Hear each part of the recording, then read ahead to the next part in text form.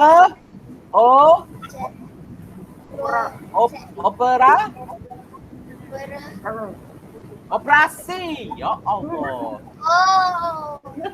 Definisi secara operasi. Kan ingat lagi tak? Kan cikgu dah terang minggu lepas. Definisi secara operasi ni kita memberi makna ataupun kita sampaikan terangkan tentang konsep dengan menggunakan pernyataan untuk pemboleh ubah yang kita tak boleh ukur. Sebagai contoh, macam mana kita nak ukur stamina?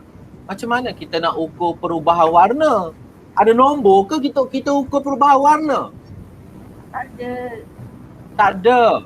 So, dia lebih kepada penerangan ataupun penjelasan tentang konsep bagi sesuatu perkara yang melibatkan pemboleh ubah yang ada elemen kualitatif.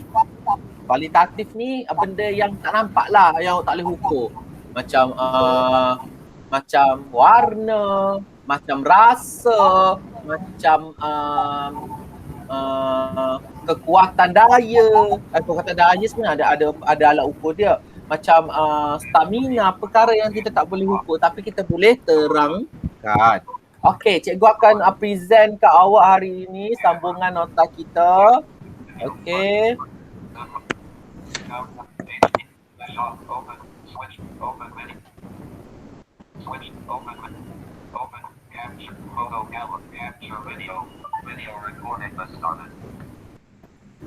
Semua nampak Isyirah nampak skrin cikgu? Loading pun. Loading, okey. Sabik nampak Sabik? Tak ada. Tak ada. Okey, kejap kalau cikgu buka YouTube. Dah ada. Ada dah. Sabik nampak tak? Saya nampak cikgu. Tak ada. Saya punya tak ada. Saya ada. Sabik keluar apa Sabik? Keluar muka awak. Sabik keluar apa dekat skrin awak Sabik? Tak ada. Muncul gambar je lah. Muka. Ada YouTube tak? Video YouTube. Tak ada. Ada. Saya ada. Putri mana Putri? Nampak tak Putri? Tak ada. Okey, tak apa. Putri mana Putri?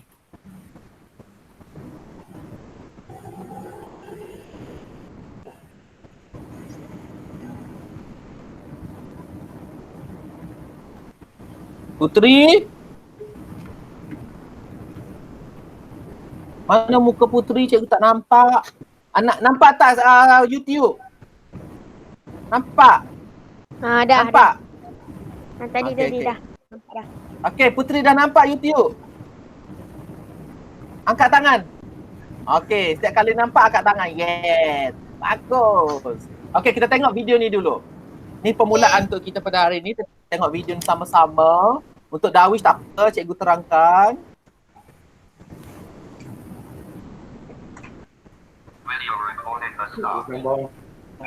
For this experiment, we're going to need 3 glasses of water. I have 1 regular water.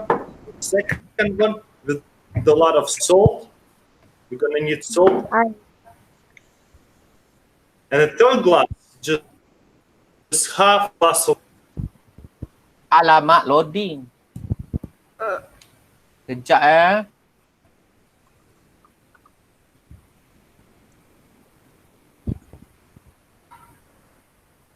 Cikgu dah buka awal. Glass of water, and you want some extra water in a bottle, and then we're gonna need 3 eggs and a spoon. Let's check out what we're gonna do. This is gonna be water density experiment. So we regular water here, just stop water. We're gonna drop an egg, and we'll see what happens.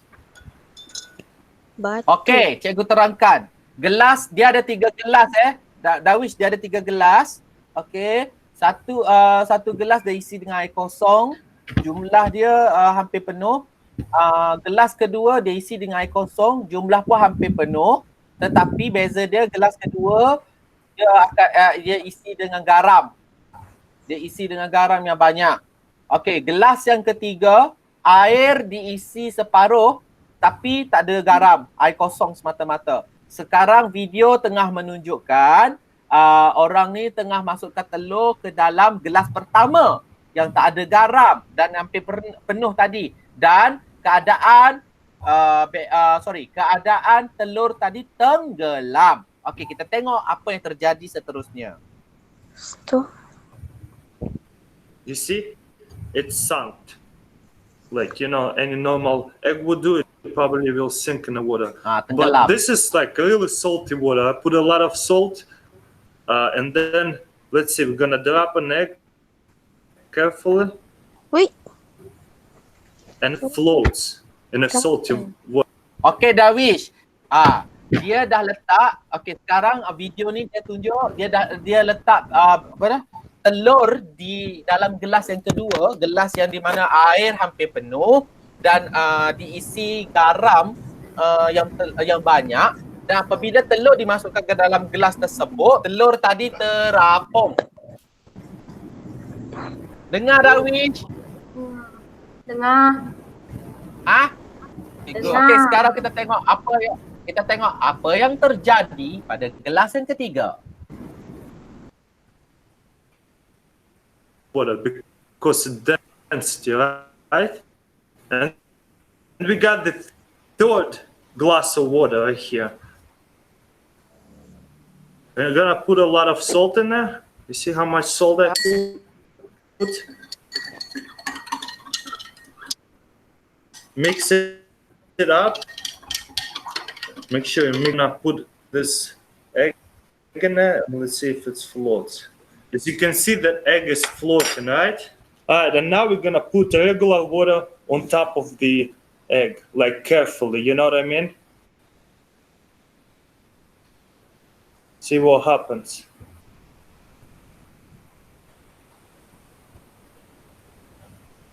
The egg actually stays in the middle. Why is that? Isn't that funny? Check it out. Non-salty water, the egg sinks. Salty water, the egg floats. And why is this egg floating in the middle? And tell me, how does it work scientifically? And all the best explanation. Okey. Untuk gelas ketiga tadi Darwish, waktu air berada dalam air separuh gelas tersebut, lepas tu dia masukkan garam yang banyak. Dia masukkan garam, dia kacau, bagi garam tu larut, lepas tu dia masukkan telur dan telur tu terapung. Lepas tu dia ambil air daripada botol, dia tambah lagi ke dalam gelas tersebut untuk jadikan hampir penuh, dan telur tadi berada di tengah-tengah gelas. Okey, semua faham?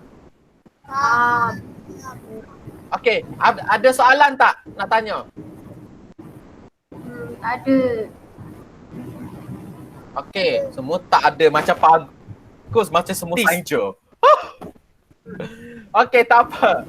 Okey, tadi sebenarnya eksperimen tak ceritakan tentang menceritakan tentang ketumpatan air. Maksudnya air yang biasa tadi, air yang tak ada garam tadi, kenapa telur tenggelam?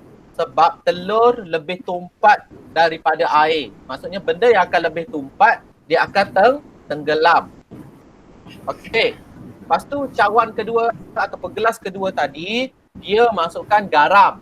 Bila masukkan garam, kuantiti air tersebut akan menjadi lebih pekat dan dia menyebabkan ketumpatan air tadi berubah berbanding air kosong. So apabila ketumpatan dia lebih tinggi daripada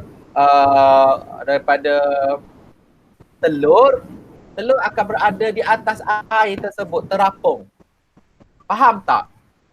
Faham. So yang tadi pula, yang ketiga tadi, mula-mula telur tu terapung waktu air garam dengan air sahaja. Lepas tu dia tambah pula sikit air, so ketumpatan tu berada di tengah-tengah. So telur separuh tenggelam, separuh terapung. So dia berada di tengah-tengah. Sebab apa? Sebab air yang berada di kawasan atas telur tadi, yang atas telur tadi adalah air yang kurang tumpat. Manakala air yang berada di bawah telur tadi adalah air yang tumpat. Sebab tu air sungai dengan air laut tak boleh bercampur. Kalau bercampur jadi apa? Bercampur dia akan jadi payau satu. Tapi ada kalau awak rajin, Syirah ke Puteri ke Sabi, awak pergi kat YouTube, ada satu video dia tunjuk ada garisan tengah tau, macam dinding tengah yang memisahkan antara air tawar dengan air laut. Sebab dia berbeza ketumpatan, dia berbeza bahan. Sebab tu kalau ada kawasan dulu yang kawasan yang ada sungai, kawasan daratan yang ada sungai, lepas tu tiba-tiba berlaku kan zaman dulu kan berlaku ais mencair kan, ais di laut mencair, lepas tu aras laut naik.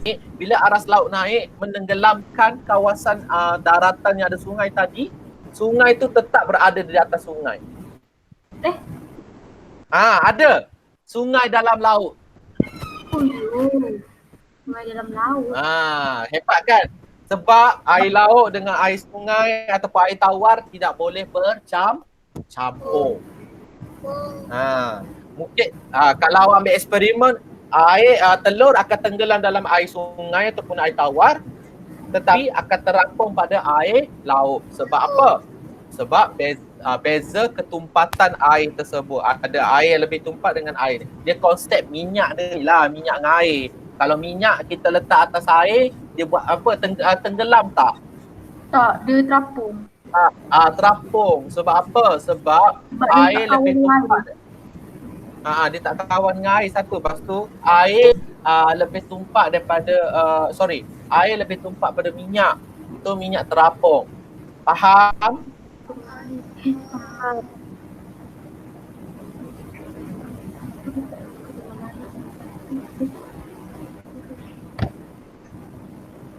Okey kelas, kita akan tengok sambungan nota kita pada minggu lepas.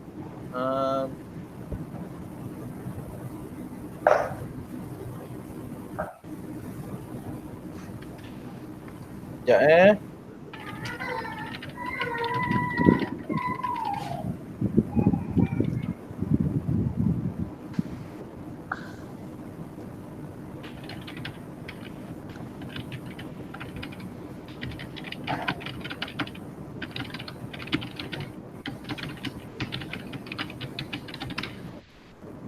Okey, kelas. Kita dah tengok yang kemahiran asas dalam melakukan eksperimen itu langkah 1. Okey, kita tengok langkah kedua iaitu mengumpul apa? Mengumpul data. Okey, mengumpul data. Okey, apa ni mengumpul data ni? Mengumpul data kalau ikutkan maksud dia, data atau maklumat dari eksperimen seperti suhu, perubahan warna, panjang, berat, masa yang kalau belon tadi, lepas tu yang awak ukur saiz belon tu pun. Itu adalah data-data yang kita boleh kutip daripada eksperimen. Okey, cikgu akan tunjukkan contoh jadual ataupun contoh data eksperimen yang cikgu dah buat. Nampak? Nampak. Okey, bagus. Tak apa Darwish, cikgu terangkan untuk Darwish. Okey. Gambar pertama cikgu tunjukkan pada awak ini ialah belon udara. Okey, contoh data ataupun maklumat ataupun keputusan eksperimen dalam bentuk jadual. Okey, kita ada belon udara, tajuk jadual di atas, kepala jadual tu kita ada belon udara, saiz dalam kurungan cm, tempoh masa dalam kurungan minit. Okey, belon udara kita pergi tengok kat belon udara dulu. Okey, belon udara A. Saiz 10 cm, 10 cm, tempoh masa dia 3 minit. Okey, belon udara B pula, saiz 15 cm, tempoh masa 6 minit. Manakala belon udara yang terakhir iaitu belon udara C, saiz 20 cm, tempoh masa ataupun tempoh masa di udara iaitu 9 minit. Okey, nampak jadual dia? Nampak. Alright, bagus. Kita tengok gambar yang kedua. Okey, yang ni data dalam bentuk jadual pula. Ni dalam bentuk graf bar kita panggil. Kalau graf yang ada berketuk, yang ada macam bentuk kotak macam ni memanjang, kita panggil graf bar. Okey, kita tengok kat sini dia ada dua paksi. Dia ada paksi yang menegak dengan paksi yang melintang. Okey, paksi yang menegak dia tulis sini tempoh masa. Okey, paksi yang melintang ni dia tulis saiz balon iaitu dalam cm. Kita tengok saiz balon 10 cm. Saiz balon yang 10 cm berapa minit? 3 minit. Nah, bagus. Kita tengok saiz balon yang 15 cm berapa minit? Tengok kat graf dia. Tu. 6. Okey, kita tengok pula yang 20 minit. Yang 20 cm. Berapa minit? 9 minit. Okey. Okey, itu adalah data-data yang kita boleh tunjukkan. Dan sebenarnya ini adalah sebahagian daripada kemahiran berkomunikasi, iaitu kemahiran proses sains berkomunikasi.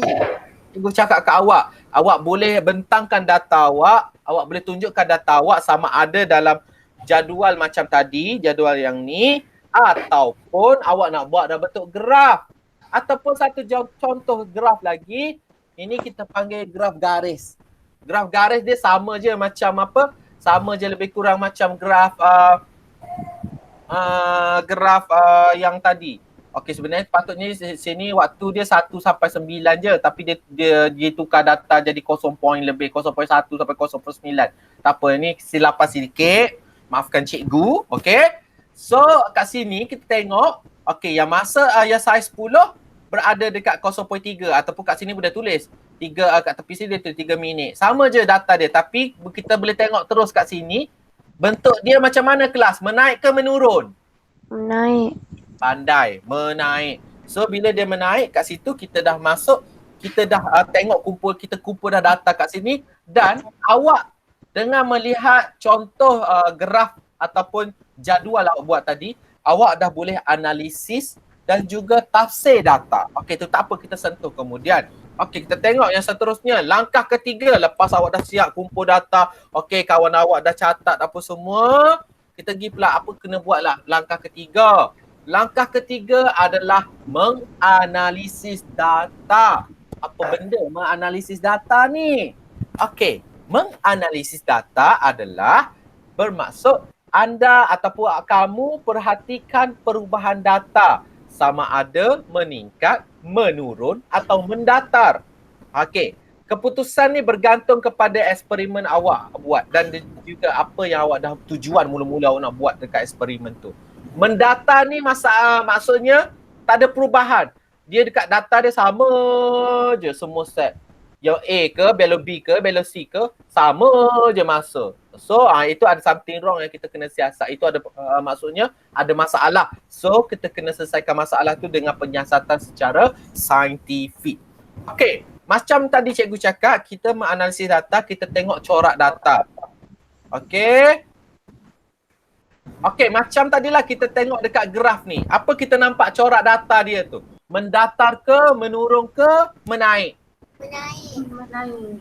Pandai, menaik. Maksudnya semakin bertambah saiz balon, semakin bertambah tempoh Di udara. tempoh masa di udara. Bagus. Tu kita nampak dikaitkan kat situ. Itu kita dah boleh kaitkan dengan hipotesis. Nampak tak perkaitan dia? Maksudnya hipotesis benda awal awak buat tapi tak tahu betul lagi ke tidak. So benda tu dapat hipotesis tu dapat disahkan betul atau tidak dengan menjalankan eksperimen dahulu atau dengan ikut langkah-langkah cikgu cakap ni, baru kita dapat tahu, dapat pastikan sama ada hipotesis yang kita dah buat awal-awal tadi betul atau salah. Okey, kita tengok pula yang langkah yang seterusnya. Mentafsir data. Okey. Yang ni lah baru awak nak kaitkan bila mentafsir data. Awak akan kaitkan hubungan, mengaitkan atau menghubung kait corak perubahan data tadi iaitu meningkat atau menurun dengan pemboleh ubah manipulasi dan pemboleh ubah bergerak balas. Okey. Okey, kita tengok kat sini. Pemboleh ubah bergerak balas dia apa, Sabi?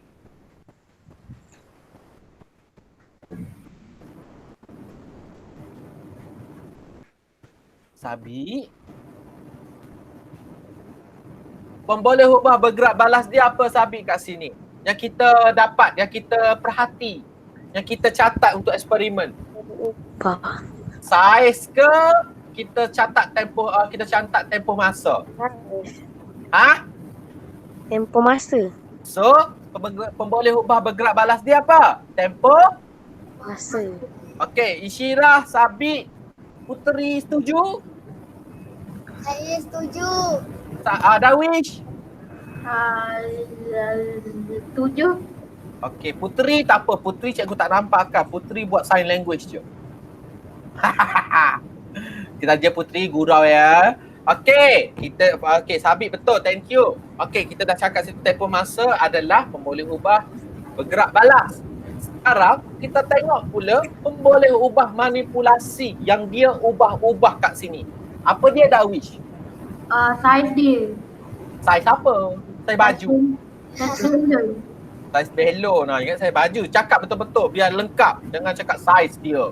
Awak tulis dalam dalam jawapan dekat ujian, tulis saiz dia. Cikgu jawab balik ke dia. Saiz apa? Saiz baju ke? Saiz saiz songkok ke? Saiz kasut. Yo. Cakap biar spesifik. Dalam saiz jangan pakai lepas dia. Awak kena cakap secara spesifik, barulah orang tahu, oh, saiz melon. Ingat, nak jadi saintis ni bukan senang. Sebab kita nak kaji sesuatu dan kita nak terapkan pada orang sekeliling, pada dunia. Bukan setakat keluarga awak je, pada seluruh dunia. Hasil apa yang awak dapat. So awak tak boleh cakap saiz dia. Saiz apa? Kata orang tanya-tanya. Awak tahulah mulut orang-orang sekarang macam mana. Betul tak? Kan dikecaruk awak nanti. Okey, tak apa kelas. Kita dah tengok. So faham mentafsir data ni kita dah kait antara pemboleh ubah bergerak balas dia dengan pemboleh ubah bergerak balas. Maksudnya kita dapat tafsir apa data dekat data ni. Kita dapat tengok di sini data dia. Setiap saiz belon yang bertambah menyebabkan ataupun boleh cakap kat sini, saiz belon yang lebih besar menunjukkan catatan masa yang lebih lama. Awak dapat nilai macam tu, awak tafsir macam tu. Untuk masa yang untuk saiz belon yang lebih kecil, awak boleh cakap juga catatan masa adalah lebih singkat ataupun adalah lebih sedikit berbanding saiz belon yang besar. Itu awak boleh buat pernyataan sebegitu. Okey, seterusnya langkah yang kelima, membuat kesimpulan. Langkah kelima ni lah baru awak kaitkan.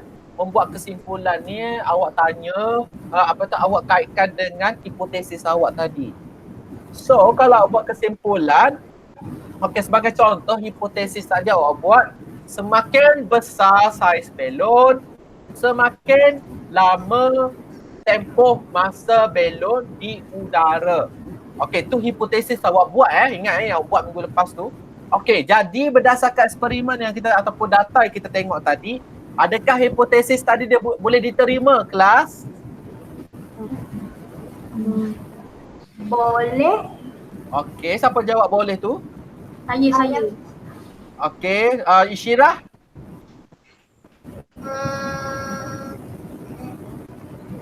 Boleh. Sabi? Tak boleh. Sabi cakap tak boleh. Sabi sombong lain pada orang lain. Hayya. Tak apa Sabi, bagus. Ada awak berikan kelainan. Maksudnya awak tak meniru je orang lain punya jawapan. Tu dari segi positifnya kat situ awak bagi satu kelainan data. Okey. Kenapa tak boleh pula? Mestilah boleh diterima. Sebab apa? Awak dah cakap dah tadi sebelum eksperimen awak mula, awak dah cakap dah kan? Awak dah cakap bahawa semakin besar ataupun semakin bertambah semakin besar saiz belon, semakin lama balon tu ada kat udara. Okey, berdasarkan data-data awak tengok tadi, betul tak hipotesis tadi awak buat? Betul. Sesuai lah. Betul lah awak cakap yang hipotesis tu. Betul lah yang hipotesis tu boleh diterima lah. Maksudnya masa dia, saiz dia tambah, masa dekat udara pun tambah. Melainkan awak buat hipotesis. Semakin besar saiz balon, semakin lama dia berada di udara. Tapi bila awak buat eksperimen, awak analisis dan awak tafsir data, awak tengok balon yang 20 cm ni berada paling kejap, paling pendek di udara. Itu baru awak boleh cakap hipotesis tidak diterima.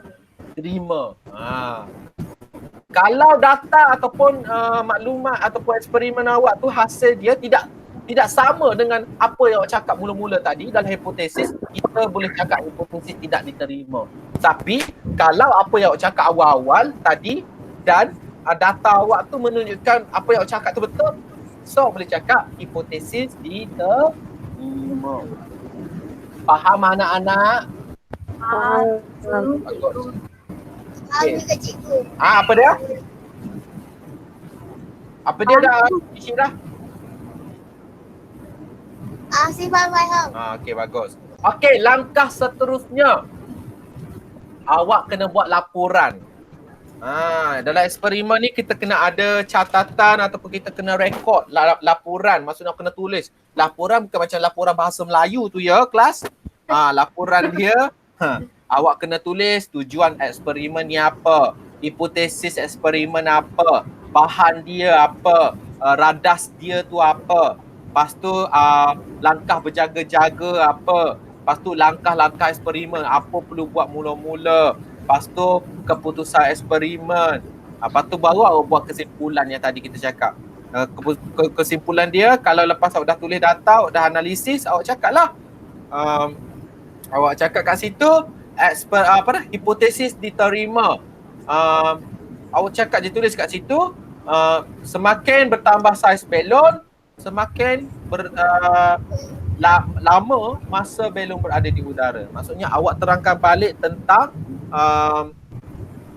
tentang hipotesis tadi. Itu cara buat laporan dia. Tak apa, untuk next time ataupun dalam Google Classroom nanti cikgu akan upload gambar contoh laporan. Tak apa, awak tak perlu buat lagi, just tengok dulu, just tengok je. Okey? Okey. Nanti awak dah faham betul-betul, baru kita akan cuba tulis laporan tersebut. Nanti cikgu akan, kita tulis laporan berdasarkan eksperimen balon ni lah, tak payah pergi banyak eksperimen, nanti pening kepala. Just cikgu nak ada asas je pada awak. Okey. Tetapi, jika eksperimen awak tu awak dah buat, dah selesai, dah lega, tiba-tiba ada masalah baru pula. Baru nak rasa lega, baru nak rasa dapat lepaskan kentut. Adalah gurau je sambil tu tak nak serius sangat, bosan kan. Okey, jika ada masalah baru anak-anak, awak jangan pula ada masalah pula ke, dah bosannya macam tak payahlah buat. No. Biar dulu, relax dulu, tenangkan fikiran dulu, lepak-lepak dulu ke, minum kopi ke, main game dulu kejap. Okey, dah relax, baru awak cari masalah tu. Baru awak pergi ke langkah 7. Kalau tak ada masalah, setakat langkah 6 je kita. Kalau ada, maksudnya langkah terakhir sebenarnya adalah ni je, membuat pelaporan. Tetapi kalau ada masalah lain tiba-tiba datang, tiba-tiba awak buat yang saiz 30 cm balon, try awak saja gatal tangan kan awak buat yang 30 cm, kenapa masa dia lagi pendek pula? Itu masalah. Itu masalah baru. Okey, jangan risau. Dalam sains kita ada panduan kita. Baru kita guna langkah 7, iaitu kita kenal pasti masalah. Masalah kita nak kenal pasti. Okey, cikgu terangkan nak kenal pasti. Okey, kita mulakan penyiasatan kita dengan faham apakah masalah sebenar yang kita hadapi. awak nak kaji apa sebenarnya, awak nak tengok apa sebenarnya. Langkah ni juga akan membantu kita untuk tentukan tujuan uji kaji yang bakal kita laksanakan. Maksudnya kalau kita nak buat eksperimen lagi, yang berdasarkan masalah ni lah yang dapat guide awak ataupun beri panduan untuk awak create rancang penyiasatan lain. Okey, kita pergi ke langkah 8. Langkah 8 baru kita buat hipotesis lain pula.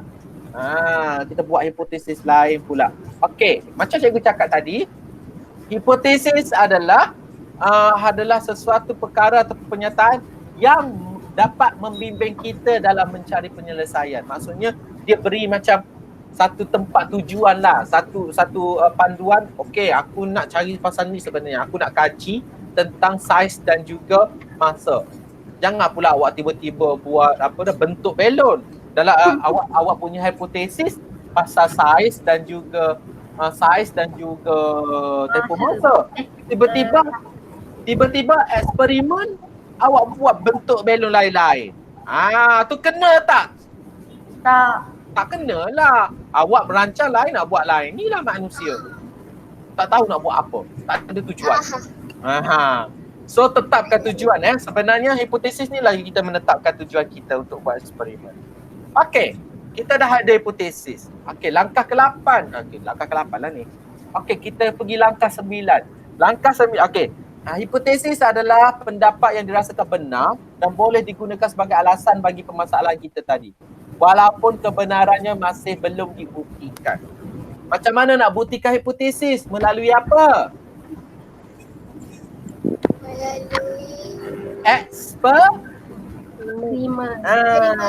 So kita dapat membuktikan hipotesis ni betul ke? Tak ke? Salah ke kan? So melalui eksperimen ataupun penyiasatan tersebut. Okey, lepas dah ada hipotesis, baru awak pergi ke langkah 9, iaitu merancang eksperimen. Dalam merancangkan eksperimen, pertama awak kena kawal pemboleh ubah. Maksud kawal pemboleh ubah di sini, awak tentukan pemboleh ubah di pemboleh ubah manipulasi dia, iaitu apa yang awak nak ubah. Lepas tu awak tentukan apa yang awak nak catat ataupun apa yang awak nak perhatikan, iaitu pemboleh ubah bergerak balas, dan juga apa yang awak nak malarkan ataupun nak tetapkan dalam eksperimen ni. Maksudnya set A macam ni juga, set B macam ni juga, set C pun macam ni juga. Contoh macam jenis bahan ke, jenis belon ke, itu adalah pemboleh ubah dimalarkan. Okey, seterusnya dalam merancang eksperimen, awak tentukan langkah-langkah untuk jalankan eksperimen. Mula-mula nak buat apa, nak potong belon dulu ke, buat belon dulu ke. Okey, lepas tu tentukan kaedah nak kumpul data. Okey, kaedah kumpul data ni ada dua cara kelas. Kaedah kuantitatif ataupun satu lagi kaedah kualitatif. Okey, ni tak apa, awak tak ingat pun tak apa. Sekadar dia ada kuali dengan kuanti. Ingat tu je, pendek je. Kuali dengan kuanti. Kuali ni yang awak tak nampak, yang awak tak boleh ukur. Contohnya warna, bau, apa lagi, bentuk, lagi apa? Apa lagi yang awak tak boleh ukur?